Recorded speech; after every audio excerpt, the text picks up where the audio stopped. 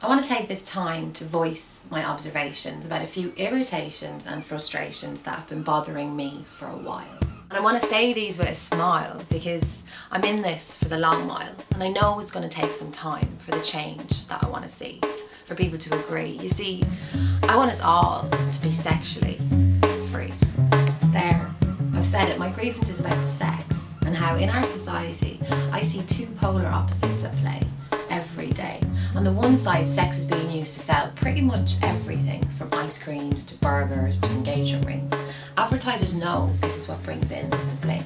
And it's been all over the news recently about people's addiction to mainstream pornography's unrealistic, ridiculous depictions. This is the stuff that's based on some lonely man's fantasy fiction.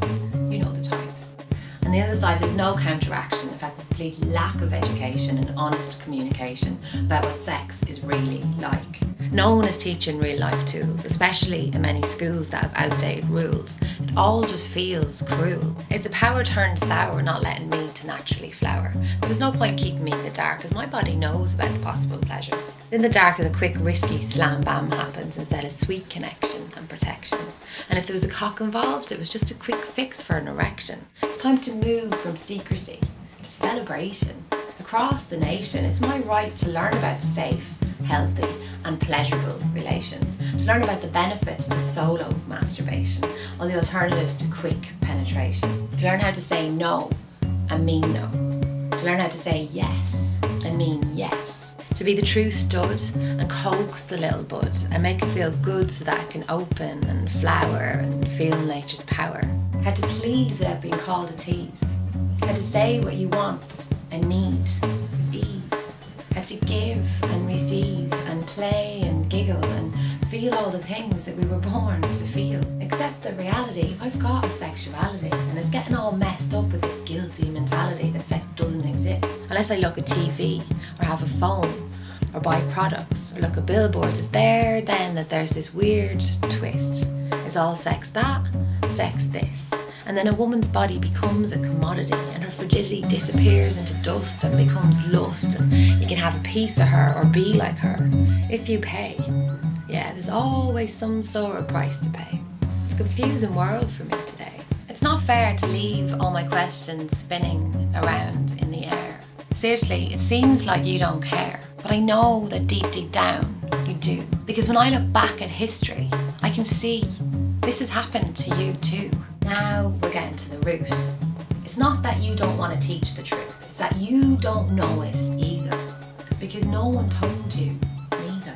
So that means we just carry on the tradition while teenage pregnancies and STIs rise and the NHS pays for boob jobs and vaginal lips to be cut, so that I can strut about like a porn star on your screen. But what I look like is more important than how I feel. That I can balance on this tightrope where reality and fantasy collide. While you all sit on the fence and scratch your heads. This isn't what life is about, right?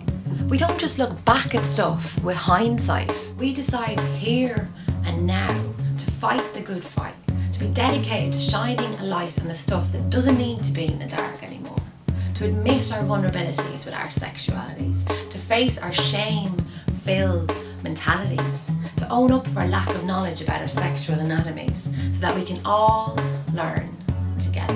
Honour the unsung scientists who get little attention or mention and who are learning new things every day about the orgasm and the brain, about sexual play, about the actual size of the clitoris. It's friggin' massive.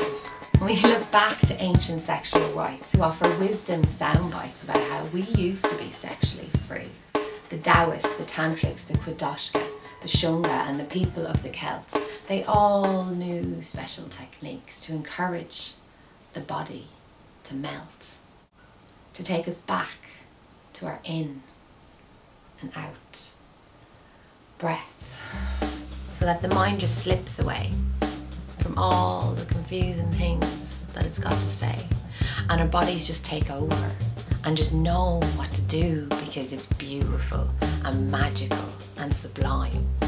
And back then, in that other time, they all knew this. So all we have to do is remember, so that the sex that we have feels good.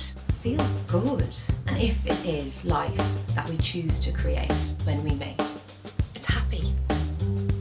as it enters and leaves through a woman's sacred gate into this earth's future.